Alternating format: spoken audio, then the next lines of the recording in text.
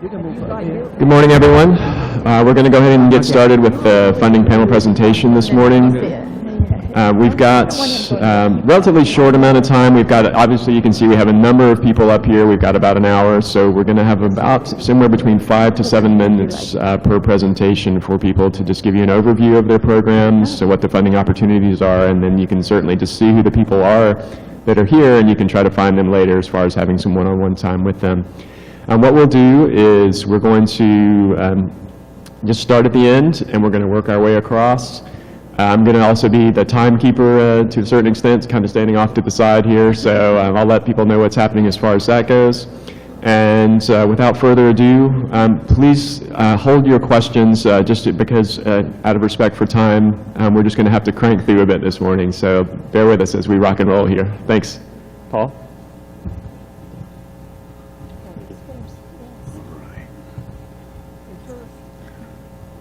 Yes. No, not necessarily. Okay. And I'll go down forward when I decide. Yeah, here we go. All right. Well, good morning. I'd like to start off, first of all, by thanking the SNRS for inviting me back one more time. This is among my favorite regions. It's my favorite region. There are a few people here from other regions, so I still say it's my favorite region. I want to start off by saying also that at 11 o'clock today, I'm going to be at the exhibit area. So if those individuals who wanted to get a one-on-one conversation, if you come by at 11 and you haven't signed up for any of the other roundtables, I'll be available there, and also at 9 o'clock Saturday, for those of you that are still around that want to get an opportunity to talk to me. So we're going to go through this roller coaster ride. Buckle up, because we're going to go through a little quickly. You start out, again, being from the government, I'm going to start out with one of these slides that you really can't see, but it's representative of what NIH is. NIH is built of 27 different centers and institutes. For those of you that have talked to me while I was here or heard me in the past, I always talk about NINR's strategic plan, which is what guides us in terms of the type of research that we fund. Each of the funding institutes or centers also has a strategic plan. One of the things that came out of the conversations that I've had here so far this week is that how do you actually match your interest to a particular institute or center for funding? So one of the things I want to make you aware of is that not only should you be aware of NINR's strategic plan, but you should also familiarize yourself with the strategic plan of other institutes and centers that may overlap with what you do. As you know, NINR is not disease-specific, it's not organ-specific, we're not age-specific. We cross the entire lifespan. So there's a lot of overlap with other institutes and centers at NINR, which also allows the opportunity for co-funding. And people thought that that was quite interesting in one of the sessions yesterday, the concept of co-funding. So I wanted to make sure I talked about that a little bit in the brief time that I had this morning. When you submit your application, one of the things you have an opportunity to do is submit a cover letter. And of course, being a representative of NINR, I'd like you to ask to have NINR as your primary institute, but you may also want to consider adding another institute as a dual institute for co-funding consideration. What we have often is an opportunity to prime the pump, or prime the funding pump. So if you can get more than one institute interested in your research, sometimes we can go over and convince them to give us a little money to help us get this meritorious application funded. So that's extremely important. The other issue with that is that we have a multitude of offices at NIH. OBSSR, the Office of Behavioral Biomedical Research. We have the Office of Dietary Supplements. We have the Center for Women's Research.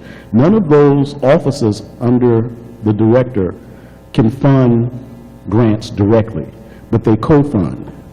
So if you have a research project that focuses on a female population, then you may want to contact one of my counterparts at that office to determine whether or not they would be interested in your research also. So enough of that. I'm going to move on quickly to some of the other areas that I thought is important. You've heard our mission multiple times. I'm going to say it again just because I have to. It's to promote and improve the health of individuals, families, communities, and populations. We support and conduct clinical, basic research and research training on health and illnesses across the lifespan, as I mentioned. This is a copy, and you can go by the exhibit booth and actually get a hard copy of our latest strategic plan. It was released in 2011. You can also download it off of the website. It's a very important document for NINR, and each of the institutes, they have a strategic plan on the website. So you can download ours, download another institute to determine whether or not there are overlapping interests, and a contact program in the institutes that you have an interest in. Okay, going into our strategic plan a little bit. NINR, as you know, we're all about advancing nursing science, and we support research that focuses on the promotion of health and the quality of life, engages individuals as active participants in their own health. We are interested in research that's going to improve health outcomes overall. Okay, the 5 focus areas that NINR tries to stay true to, and we do a pretty good job in my opinion. We invest in health promotion and disease prevention, advancing the quality of life, and that's symptom management for us, palliative care, and end-of-life care. NINR is designated as the lead institute for end-of-life, and we are extremely committed to training future nurse scientists. NINR is second in overall funding for training. And I've had many comments since I've been here that we actually do have the smallest budget. That's correct. But percentage-wise, we provide more for training our population than anyone else. Okay. Well, as I stated, I will be at 11 o'clock at the exhibit area if you want to have specific questions with me, and tomorrow morning at 9 o'clock. There's many more things, and as always, I'm going to provide the full slide deck so they can be placed on the SNRS website, and you'll be able to get that as the conference is concluded. I'll make sure that that's available. Okay?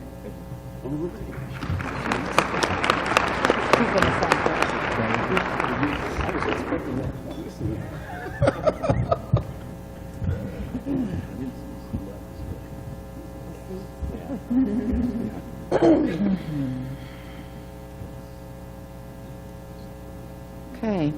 Hi, I'm Tricia Pierce, and I am honored to be here representing the American Nurses Foundation. I am the old chair, not chronologically, of course. I was the chair in 2010, and I was asked to represent ANF today because the current chair and vice chair are not here at the meeting. So I said, of course, I'd be happy to do this. The current chair is Jerry Lobiondo Wood, and the vice chair is Robin Knoebel at Duke. ANF serves nurses at all levels. You don't have to be a PhD type to get a grant from ANF. These are small grants that range, I think the bottom right now is $5,000 up to about $20,000. Last year, 29 awards were granted, and the average rate is 1 in 4, which is a whole lot better probability than what you can get in some of the larger grants. The priorities for funding include the ANA-specific research priorities. They have highlighted the NDNQI data for people who want to do research using those data. The process involves a peer review process that's pretty strenuous. Each applicant receives 3 reviews, 3 independent reviews that are then merged. We look at the investigator's ability to conduct the study that they're proposing, the methodology that they're using, theory development and innovation. The big thing is that you have to be a registered nurse to be a principal investigator, but you can be a BSN or higher level education. If you are doing a project or research related to your student work, it would be required that you're at the point that your chair or whoever is supervising, we have so many different models these days, whoever's supervising you as a faculty member, whether it's your dissertation chair, your scholarly project advisor or chair or whatever name that is, has to write a letter stating that you're ready to execute this project, that you've been approved by committee or whatever process is in your school. The main reason for that is funding with ANF is 1 year. So the cycle is, the date is May 1. You will find out in August whether you receive an award or not. The funds are distributed in September, and you have 12 months to basically finish whatever it is you propose to do. So it's a very quick sort of turnaround as well. Everything is electronically submitted at this point. I think that was my goal when I was chair, that if I saw one more piece of paper, I wasn't sure what I was going to do.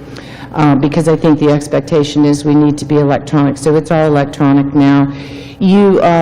One of the cautions that we have serving on this committee is that oftentimes there's a whole list of these grants on the web, and someone might say, well, I want to be considered for this award. If you indicate that, then that's the only award you'll be considered for. So a better way to approach it is to say, I think that my idea would match best with this. However, please consider me for all the awards, because these are scored and then put in order of scoring from, best score to lowest score, and then the awards are settled in that manner. So, if you have a really good score and you say that you want to be considered for all the awards, and you will be considered for all of the awards. We do provide comments back, pretty extensive comments for those people who want to revise and resubmit later. My ANF award was during my dissertation studies, and I have to tell you, it made a huge difference to me when I got that letter back that said I'd gotten this award, and I thought, wow, somebody thinks I'm doing something that has some scientific merit. This is really awesome. And it was it really catapulted me into the area that I was looking at, and I think served very well in getting NIH funding right afterwards. So I was really pleased with that, and I think that there are a lot of people in that position. Everything is online, so if you have questions, you can go online and look at it. I'll be at the conference until the end of the conference, and I'm happy to answer any of your questions. And thank you very much. We have 2 SNRS awardees this year. These are their pictures, Susan Brantley Broomstone and Roseanne DeMaria Gillum. You do not have to have a hyphenated name to get an ANF award. But these are 2 of our awardees from last year, so your picture could be here next year. And thank you very much.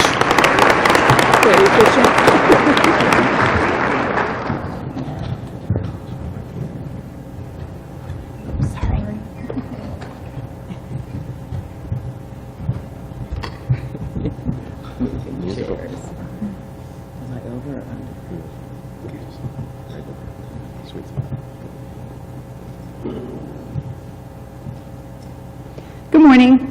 We're on sort of a speed dating rotation here, so I'm going to flip through my slides pretty quickly. I think we all have probably more slides than we need for our 5 minutes.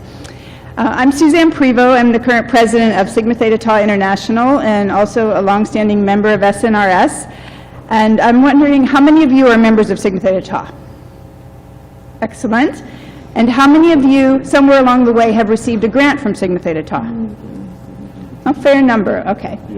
So this is a readily accessible source of startup funding for your programs of research. I just want to emphasize that, again, you don't have to, like Pat's program, you don't have to be doctorally prepared. We fund a lot of students at the master's, PhD, and DNP level. So consider this if you're a student looking for small funding to support your beginning program of research. We started funding nursing research grants in 1934. Our first grant was to Alice Malone for $600 back in 1934, which in today's dollars would be about $8,500. We give out about $125,000 per year in a number of small grants ranging from $2,000 to $12,000 apiece.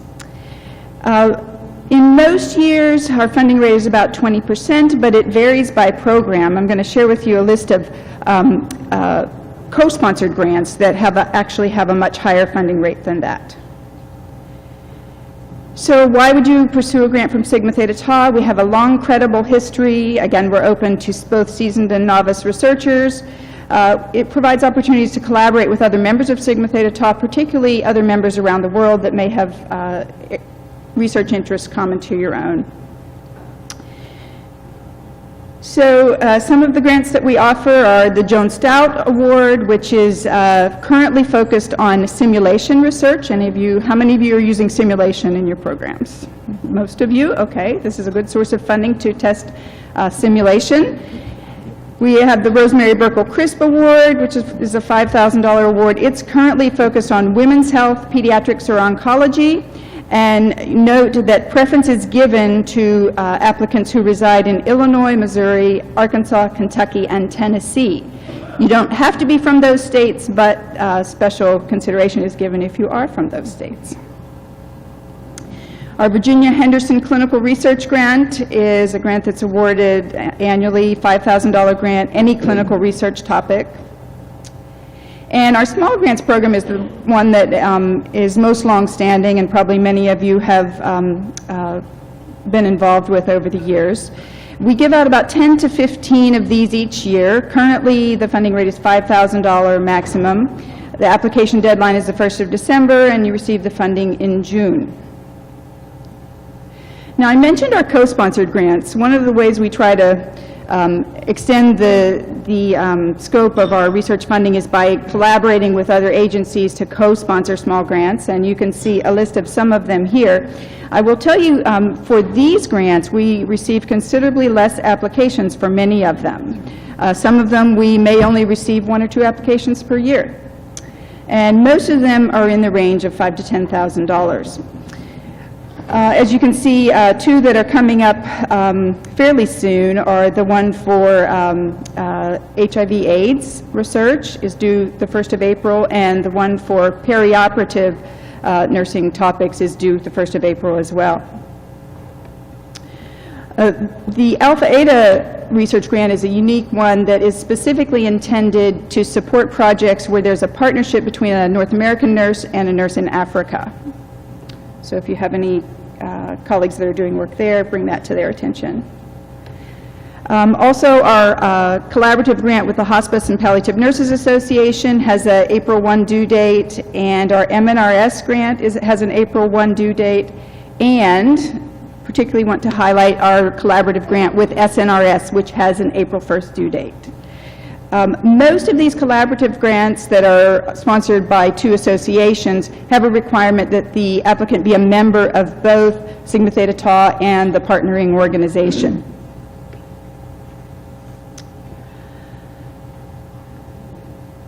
Jean Jenkins, is she here perchance? Does anyone know?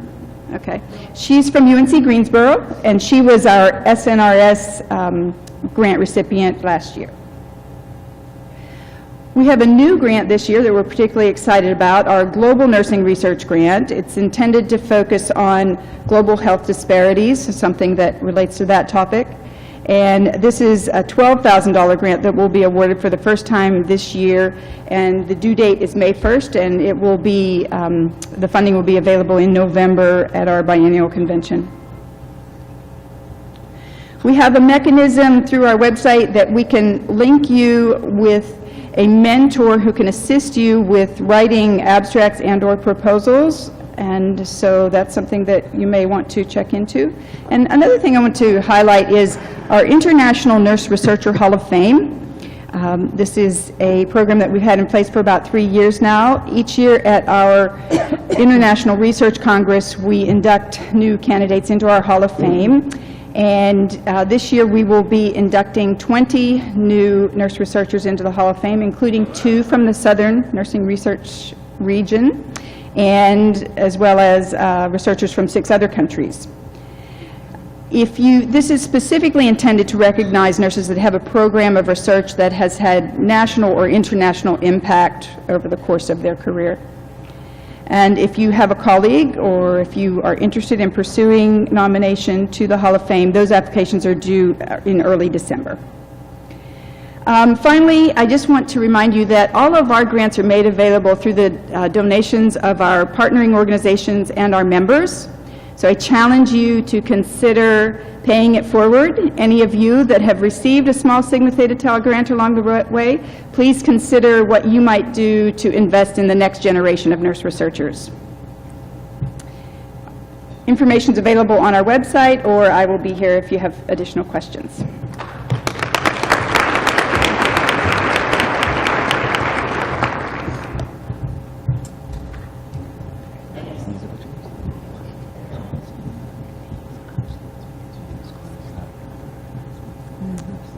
Just close this one.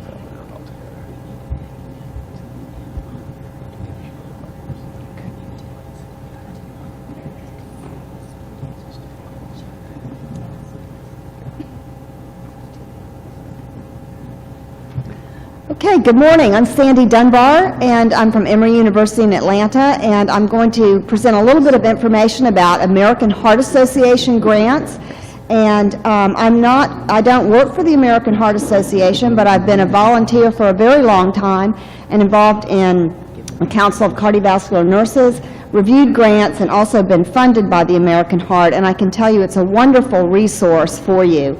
The American Heart has invested more than $3.5 billion in research since 1949, and they've supported 13 Nobel Prize winners, and I can't wait to see the day when we can say they've supported a nurse Nobel Prize winner. They're second only to the feds in funding cardiovascular and stroke-related research. Now, here's some questions that you might be thinking about. I might be thinking about if I were in your place. What kind of research? Does it matter what affiliate I'm based in, and what kind of early career program is available, and then who reviews my application? And then what % of AHA grants are funded. AHA has 2 programs. One is at the national level, and then one is at the affiliate level, based on the state that you live in and you're applying from. And just so that you can see, most of SNRS member schools would probably apply to the Greater Southeast affiliate, but some are also in the Southwest affiliate, and then some in the Great Rivers affiliate. So you have to kind of go on their website and figure out where you live, and then that will tell you which affiliate that you might apply to. Just so that you are aware, what kind of research does AHA fund? Now, before you're tuning yourself out and thinking this has nothing to do with you, let me just ask, do you work with a patient population that has a heart, a blood pressure, heart rate? Are you studying risk factors related to nutrition, physical activity, tobacco and smoking behavior?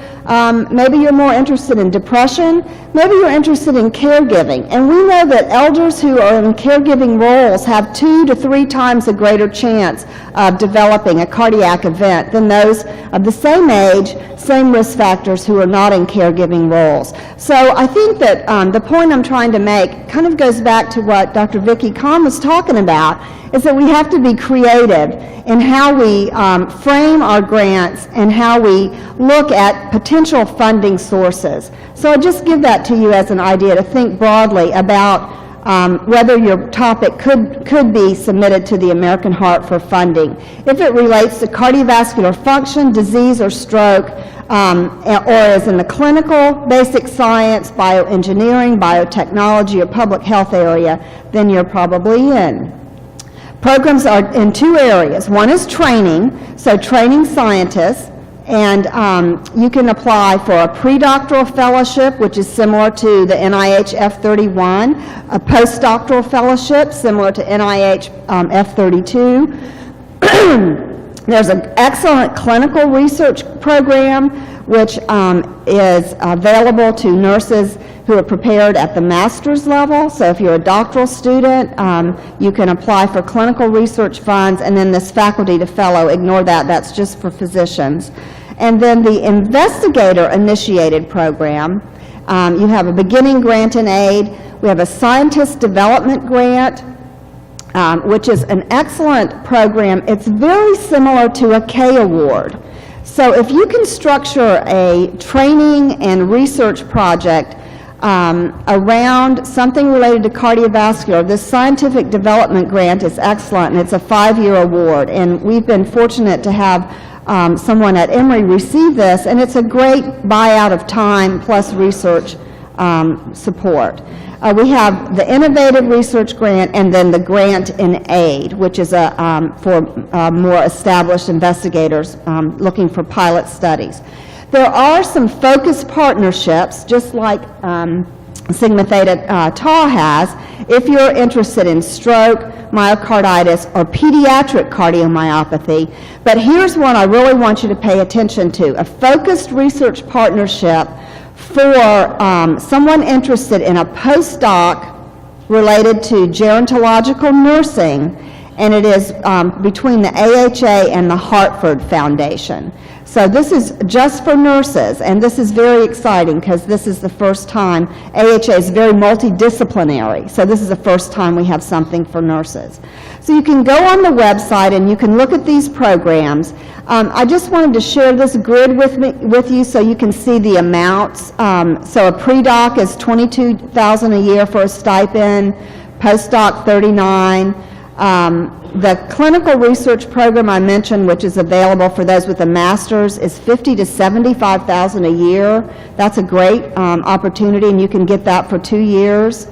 The scientist development grant, as I mentioned, you cannot be more than 4 years since your first faculty or staff appointment. So again, if you have completed your doctorate, done a postdoc, and you're ready for that K-type a mechanism, look at this scientific development grant. And just so that you can see the percent of applications that's funded, pre-docs close to 24%, the scientific development grants close to 15%. So these percentages are pretty good. You know, and they're competitive. There's no question they're competitive. So it has to be a strong scientific proposal, good mentorship, but they are definitely possible.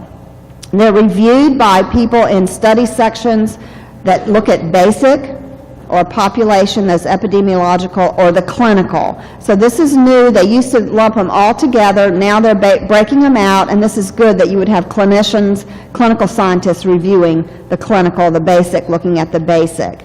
And nurses are on these interdisciplinary study review sections. So it's a more fair process now. And I'm done? Okay, sorry. Okay, so just remember, it's not just limited to adults, and you do have to join AHA. The membership fee is not that much, and there is a great website. So look at that. And I just will mention, I looked last night, and the next set of deadlines will be in July, but the exact date is not posted yet. Okay, so look at it, and good luck with your funding.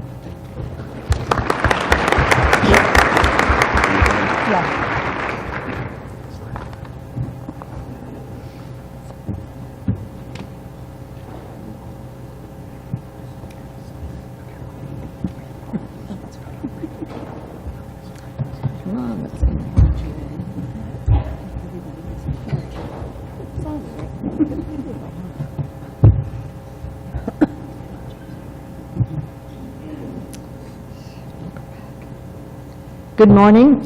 I'm Elizabeth Reif Snyder. I'm the chair of the Grants Committee for Southern Nursing Research Society, and I just wanted to give you a brief overview of the grants that Southern Nursing Research Society does award, and I also want to invite you to think about becoming a member of the Grants Review Committee.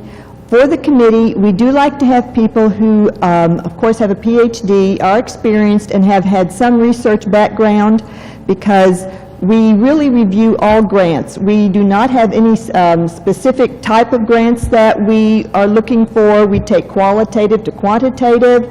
We take all ages, all conditions. It's really wide open.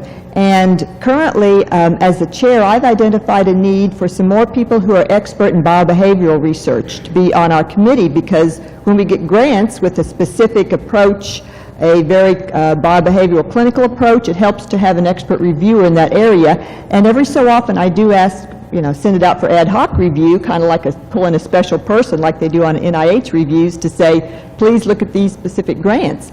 So I like to have a really big, wide, diverse committee, because then we can have a lot of people give us input, and whoever submits gets 3 reviews. We make sure to give those comments back. And generally, our reviewers tend to really be consistent and close together, and so you can get a good flavor of how your grants are reviewed.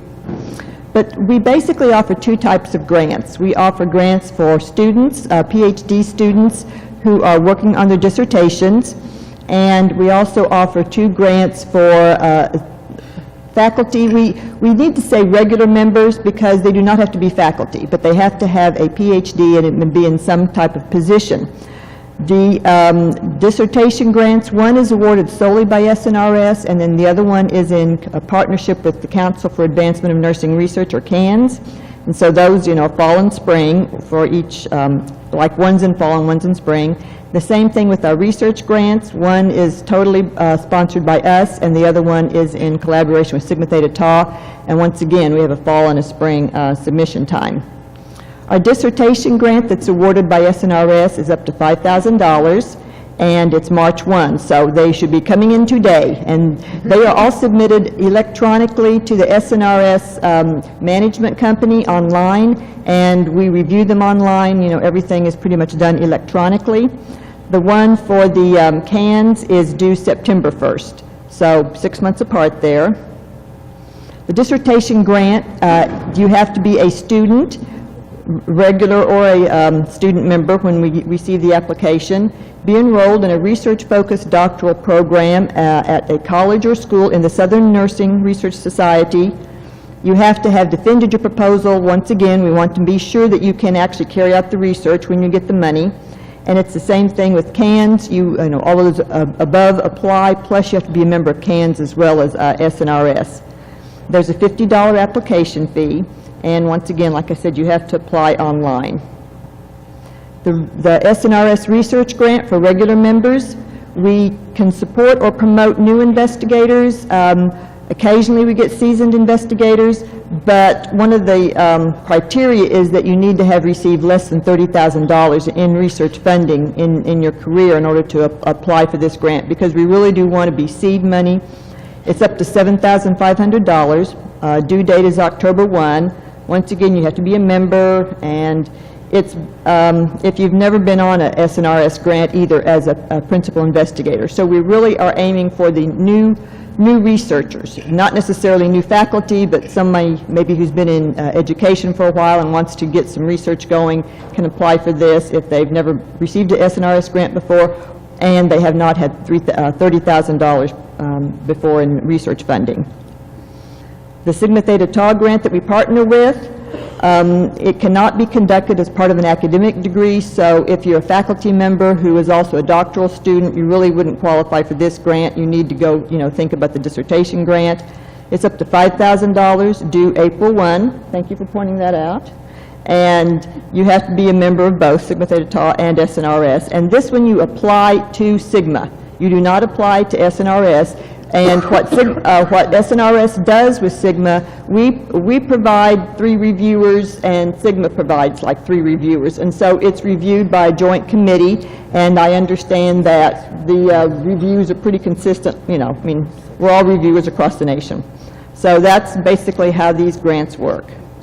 And if you want any more information, please go to our website. I have posted the Grants Committee report online, and so you can see who the past 4 winners are from this last funding round, and how much money they received and what their topics are. And I once again encourage you to contact me if you're interested in being a member of the Grants Committee and you want to review grants. It's really a good experience to, sort of calibrate yourself and get ready for, possibly NIH grant reviewing. Thank you.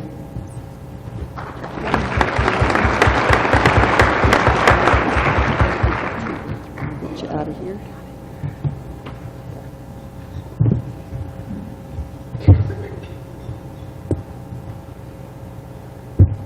Good morning. I'm Beth Collins-Sharp from ARC, and where I'm the Senior Advisor for Women's Health and Gender Research, as well as Senior Advisor for Nursing. And I'm joined by my colleague, Kish Wadhwani, who is Director of our Scientific Review.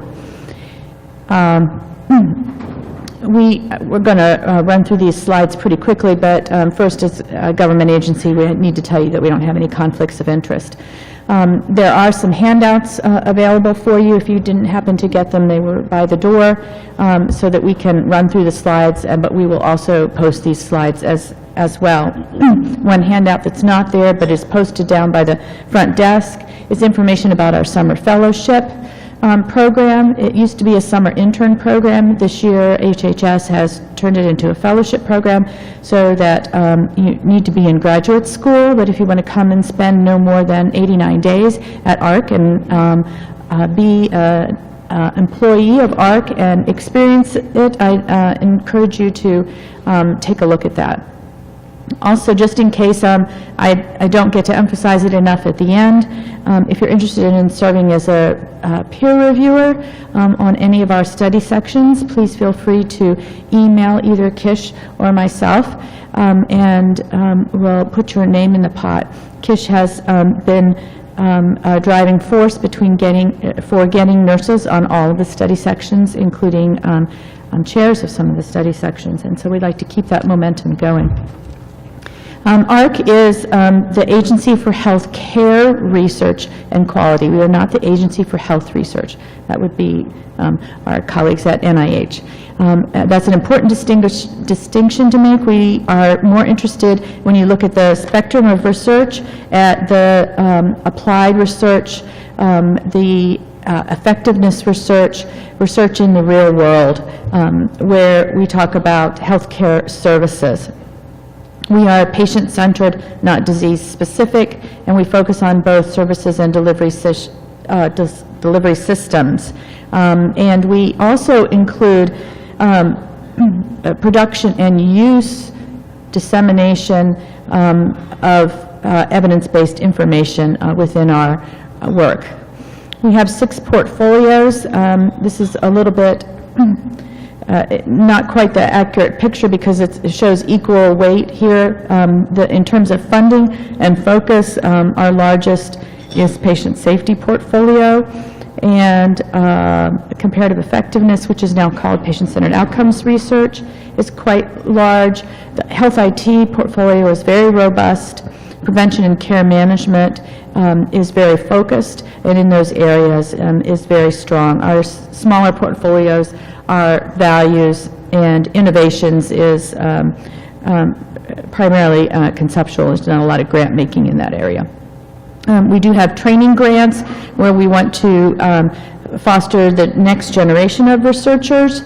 We have a number of them, which I'm not going to go over, except for one, dissertation grants. We do have dissertation grants at ARC.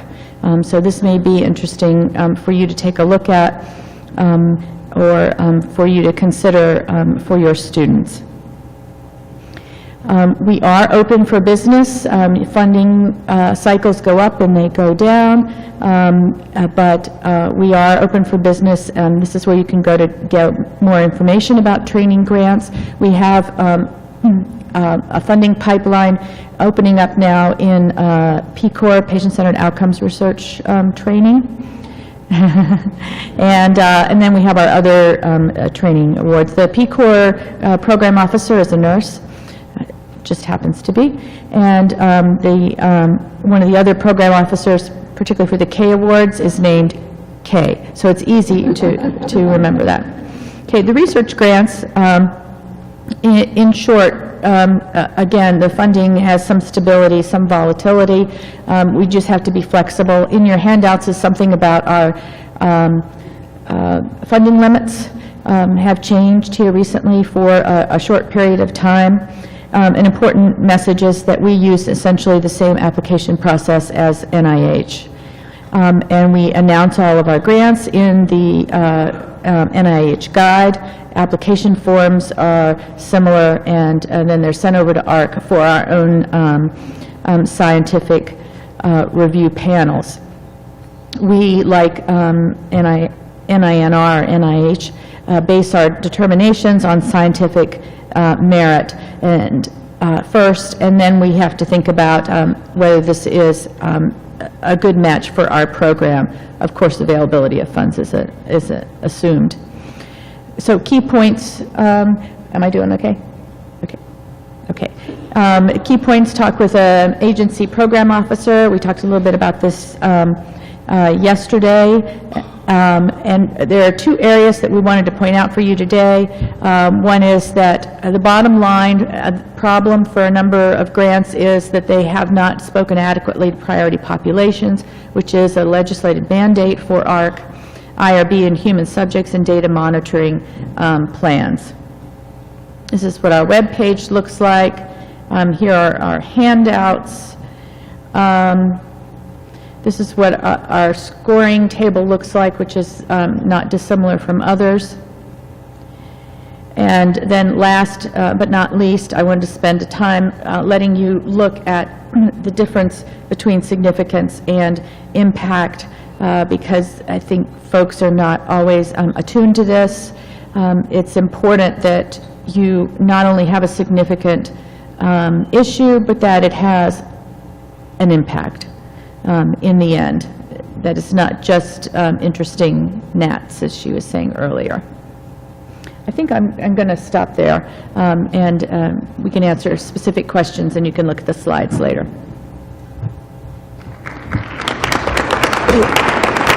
How long is that? Okay, good.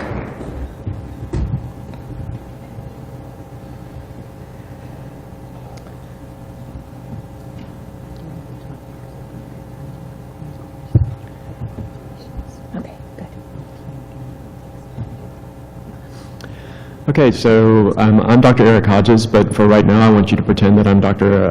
Anna Altwhite from the VA. Anna was not able to be here at short notice due to illness, so she asked that I present these slides in her stead, which I'm happy to do. You can find her contact information on the bottom of this slide, anna.altwhite@va.gov, if you have any questions for her. So, the main things I think we should think about from these slides are that the VA is the largest U.S. healthcare system, significant numbers of nurses, and a very highly educated workforce. And here's a quote from the previous secretary: "The VA research program is the foundation for advancements in veterans' healthcare and represents the promise of a better life." So, what do you need to know in terms of funding? Well, it's the largest funding entity after NIH. Total research funding, $1.87 billion in 2012. Not too shabby, right? 3,000 investigators, 2,130 projects, over 100 sites conducting research. VA nursing research opportunities, nursing research initiative, they have investigator-initiated projects, career development awards, service-directed projects, special funding, VA quality scholarships. Of particular interest are just the way things work in terms of other agencies, which you may be more familiar with. The Nursing Research Initiative is development of nurse principal investigators to conduct independent research, so it's similar to a K award through the NIH. Particular special populations of interest: PTSD, mental health, substance abuse, rural health, women's health, stroke, chronic illness, HIV, age and age-related changes, and deployment-related illnesses conditions. There are also career development awards. These are similar to mid-level program awards, transition awards, also in a sense like K awards, but for more like your folks in terms of research career. Service-directed projects implement and evaluate specific program and strategies to enhance healthcare quality and outcomes. The emphasis, again, is on applied, action-oriented research using established evidence to create and document real change within an organizational unit. So as some of the other folks have talked today, the real-world issues and really taking a look at what's happening, having an impact in care. There are nurse fellowship programs, pre-doctoral and postdoctoral, so students be aware of that. There's also Enhancing Academic Partnerships Program. It's a VA Nursing Academy pilot project that's ending, but now there's an RFP for a VA Nursing Academic Partnership Program again. So just be on the lookout for that. VA Quality Scholars. It's a collaboration among the VA, Dartmouth Institute, and RWJF CUSIN program. It's an interprofessional project for both MDs and RNs. There's a Nurse Fellows program with this, 2-year fellowship for pre- and postdoctoral nurses, 8 host sites. So if any of those look like they're places you might want to be or places that you currently live, be mindful of that. So for those of us in the southern region, Nashville, Birmingham, Atlanta, okay? Take-home message is that the VA provides opportunities for funding nursing research, for fellowships, and for multi-site research. So we're really looking at opportunities for funding, for fellowships for both pre-doctoral and postdoctoral scholars, and for multi-site research opportunities. These are some of the sites that you can go and take a look at. That's it for that one. Now I'm going to become Dr. Eric Hodges again.